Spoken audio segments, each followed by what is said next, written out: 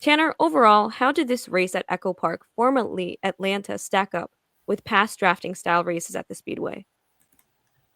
I have been wrestling with this question in my head since the checkered flag fell last night.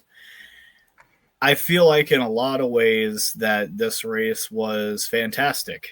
I don't think that there are many tracks on the NASCAR calendar or any racing series calendar where you could only have half the field left in the race and it's impossible to look away because of how daring and exciting the racing is that's still on the track.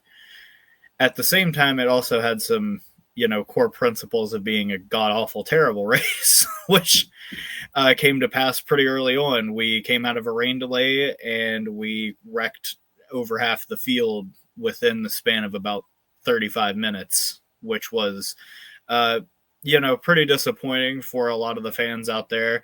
It straight up took the in season bracket grid and turned it upside down by its feet and shook its lunch money out. So I think that this race kind of showed what I always feared about this track when they renovated it this way. I felt that if you had just made old Atlanta have 28 degree banking and left the, I believe, like 60-foot wide turns, I felt that could have made for a better racetrack, but instead they decided to narrow it up for whatever reason. And last night, when you looked at turn 3 after that big one, all you saw were tire stains on every possible square inch of the racing surface because of people just slamming on the brakes and sliding into each other.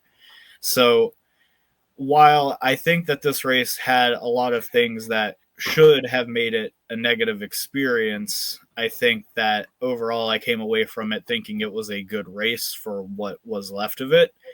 And comparing it to other Atlanta races, I still think that it wasn't as good as like the 24 spring race or like the 2023 fall race, but at the same time, I still think it was a very good race, but it does make me a little concerned for what EchoPark Speedway's future could look like as a drafting style track, because if we're going to wad up that many cars on lap 80, I don't think that people are going to want to watch 180 laps with half the field in it and a couple of others tapered around just putting around the racetrack with a damaged car. So good race overall, but as far as like Atlanta standards over the past couple years, it's definitely on the lower end of the list.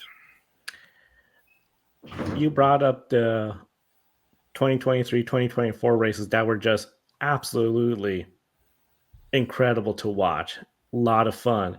And I think because of those races, and then as this track has progressed in age, we have sort of forgotten, I think, what Denver has mentioned, that we all thought when they first announced, oh, it's going to be like a mini super speedway. We just thought it's going to be a very expensive wrecking yard. It's going to be the big ones like Talladega. And we've been spared from seeing those kind of results often in Atlanta. But we saw it yesterday, and in one of the biggest ways where it just totally upended, as you mentioned, the bracket challenge, which I know we'll talk about later on. The race where you have a much smaller field, that reminded me a lot about what we used to see in the old races in Talladega in the 1990s, where the field gets strung out. You might have a big one, so the big names are gone. Then it's just a much smaller field. Overall, I felt the race had a little bit of everything. And like you, Tanner, I was just sort of torn. Was it a really good race? Was it a not so good race? I think when it comes to the edge of your seat, something that was okay, what's going to happen the next lap? The next lap, we got lead changes going on, action on track, great.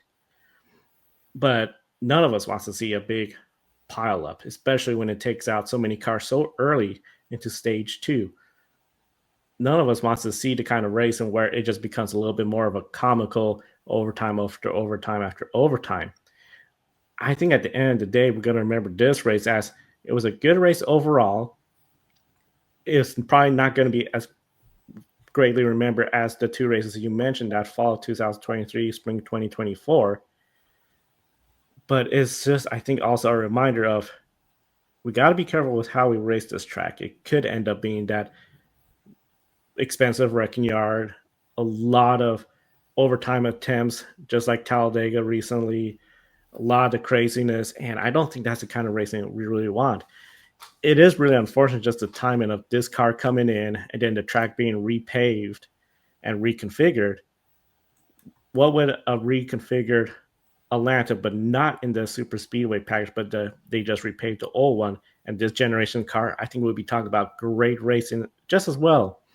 Not as intense as it is now. I mean, let's be honest, Atlanta, it's good to see it go from empty spots in the seating section here and there to now nearly full sellout crowds.